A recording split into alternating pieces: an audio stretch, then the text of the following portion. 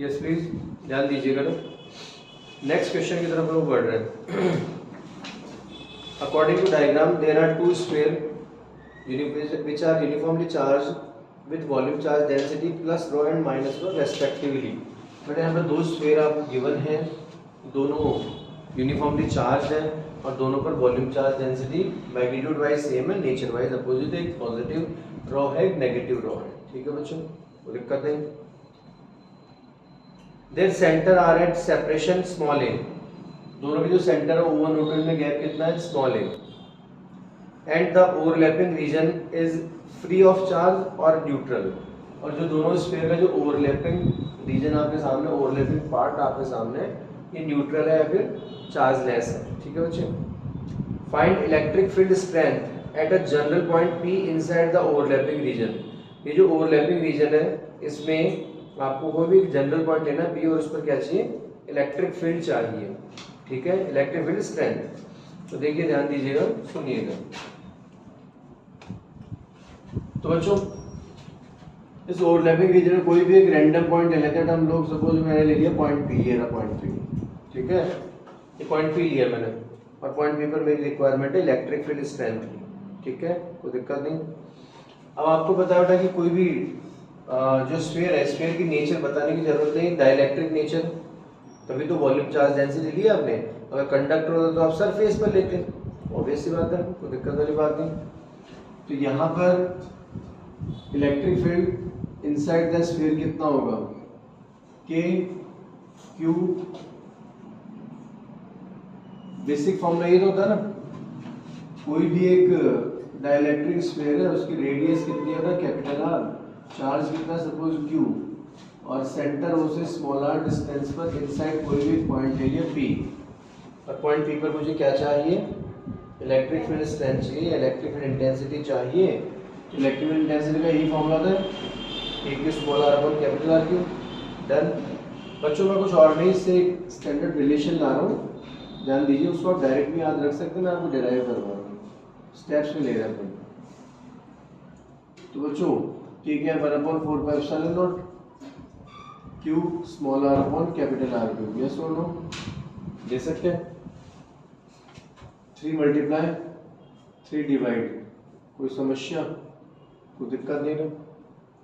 तो बच्चों अगर अब मैं कहूँ आपसे कि Q upon 4/3 pi are cube that is rho volume charge density, तो दिक्कत तो नहीं कुछ, नो टेंशन। तो बेटा यहाँ पर इलेक्ट्रिक फील्ड कितना हो जाएगा बेटा, Q upon 4/3 pi are Q, तो rho small are upon 3 epsilon naught, yes और नो, एनी एक्सक्यूज, कोई प्रॉब्लम, कोई दिक्कत तो नहीं बेटा, डन ओके। तो चलिए इस पॉइंट, ये तो आपके पास वर्किंग फार्मूला हो जाएगा क्योंकि आपको वॉल्यूम चार्ज डेंसिटी के फॉर्म में गिवन है।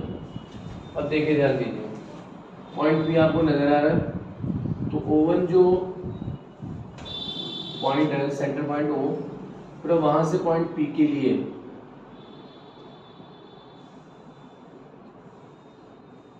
पॉजिटिव चार्ज के लिए पॉइंट P पर इलेक्ट्रिक फील्ड की डायरेक्शन यही रहेगी, इवन।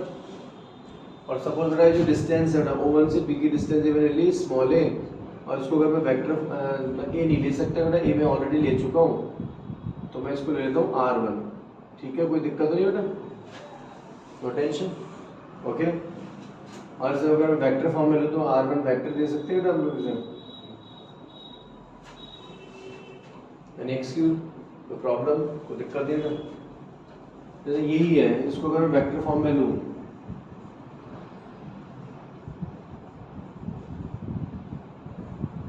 दे सकते हो ये फॉर्म, ये रिलेशन में काम में ले रहा हूँ और कुछ खास नहीं।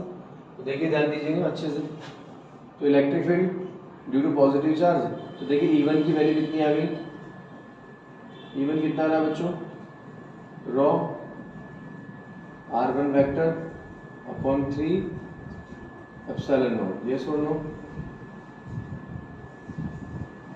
दिया जा सकता है। अब सिमिलर कंडीशन O2, तो जो सेंटर O2 है, मतलब सेकंड जो स्फीयर है, तो सेंटर से बेटा पॉइंट P का डिस्टेंस मैंने कितना लिया, R2, थोड़ा यहाँ पर अगर मैं इसे R2 को वेक्टर फॉर्म में लूँ, R2 वेक्टर, तो ये R1 वेक्टर की डायरेक्शन थी, तो R2 वेक्टर की ये डायरेक्शन हो गई, कोई दिक्कत नहीं। R2 vector electric field invert होगा, नो डाउट।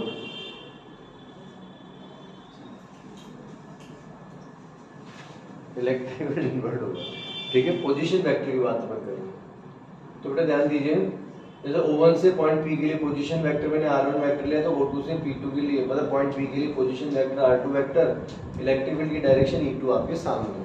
ये नेगेटिव के लिए कैसा होगा, इलेक्ट्रिक फील्ड इनवर्ट्स, पॉजिटिव के लिए क्या होगा, आउटवर्ड्स। यस और नो? एनी एक्सक्यूज, कोई प्रॉब्लम, कोई दिक्कत नहीं था। तो E2 की वैल्यू कितनी हो जाएगी, तो E2 वेक्टर कितना हो जाएगा बेटा, raw minus R2 vector upon 3 epsilon naught. Yes और नो? या ये R2 वेक्टर है, E2 की डायरेक्शन अपोजिट है, तो माइनस R2 वेक्टर हो गया, नहीं हो गया? एनी एक्सक्यूज, कोई दिक्कत नहीं था। तो पॉइंट P पर रिजल्टेंट इलेक्ट्रिक फील्ड जो होगा वो कितना रहेगा बेटा, ध्यान से समझना।